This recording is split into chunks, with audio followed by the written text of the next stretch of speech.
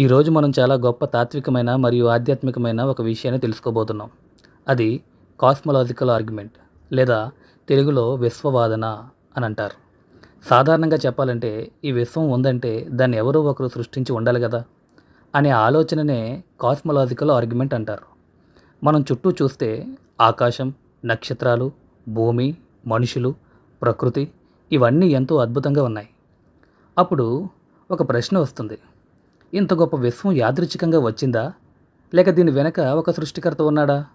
ఈ ప్రశ్నకే ఈ వాదన సమాధానం చెబుతుంది. ఒక్కసారి ఊహించండి, మీరు రోడ్డుపై నడుస్తూ ఒక అందమైన గడియారం కనిపించిందనుకోండి. దాన్ని చూసి మీరేమంటారు? ఇది తానుగా తయారైందంటారా? కాదు. ఎందుకంటే గడియారం చూస్తేనే అర్థమవుతుంది దానికి ఒక మేకర్ ఉన్నాడు. అలాగే ఈ విశ్వం గడియారం కంటే కోట్ల రెట్లు క్లిష్టమైనది. అంటే దీనికి కూడా ఒక క్రియేటర్ ఉండాలి కదా. ఇదే కాస్మలాజికల్ ఆర్గ్యుమెంట్ యొక్క మొదటి ఆలోచన. ఈ ప్రపంచంలో ప్రతిదానికి ఒక కారణం ఉంటుంది. ఇల్లుంటే దాన్ని కట్టిన వ్యక్తి ఉంటాడు. పుస్తకం ఉంటే దాన్ని రాసిన రచయిత ఉంటాడు. పెయింటింగ్ ఉంటే దాన్ని గీచిన చిత్రకారుడు ఉంటాడు. అలాగే ఈ విశ్వం కూడా ఉంది కాబట్టి దానికి కూడా ఒక కారణం ఉండాలి. ఆ కారణాన్నే బైబిల్ గాడ్ అని చెబుతుంది.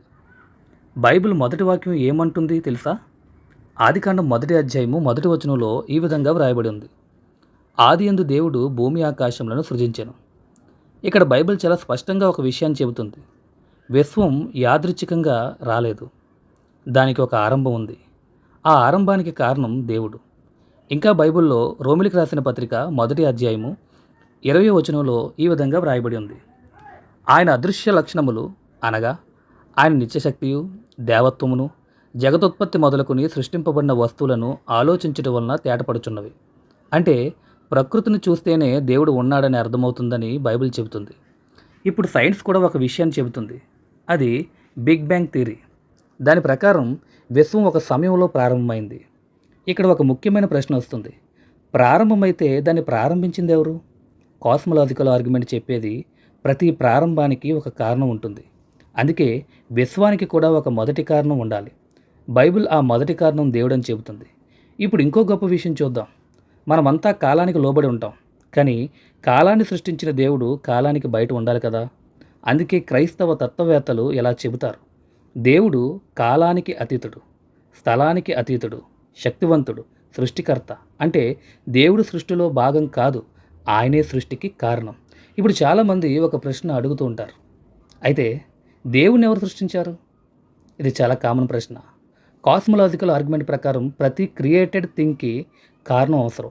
కానీ దేవుడు క్రియేటెడ్ బీయింగ్ కాదు, ఆయన ఎటర్నల్ బీయింగ్. అంటే ఆయన ఎప్పటి నుంచో ఉన్నవాడు. బైబిల్లో దేవుడు ఎలా అంటాడు? నేనే ఆల్ఫా ఒమేగా, అంటే ఆది మరియు అంతము నేనే. కాబట్టి కాస్మలాజికల్ ఆర్గ్యుమెంట్ మనకు చెప్పేది ఏంటంటే ఈ విశ్వం తానుగా రాలేదు. దాని వెనుక ఒక పరమకారణం ఉంది. ఆ కారణమే దేవుడు. మనము ఒక బిల్డింగ్ చూస్తే బిల్డర్ ఉన్నాడని నమ్ముతాం. ఒక పెయింటింగ్ చూస్తే పెయింటర్ ఉన్నాడని నమ్ముతాం. అయితే ఇంత అద్భుతమైన విశ్వాన్ని చూసి క్రియేటర్ ఉన్నాడని నమ్మడం తార్కికమే కదా. ఇది కేవలం మతపరమైన భావం మాత్రమే కాదు. తత్వశాస్త్రం, తర్కం మరియు బైబిల్ కలిసే ఒక గొప్ప ఆలోచన. ఆలోచించండి.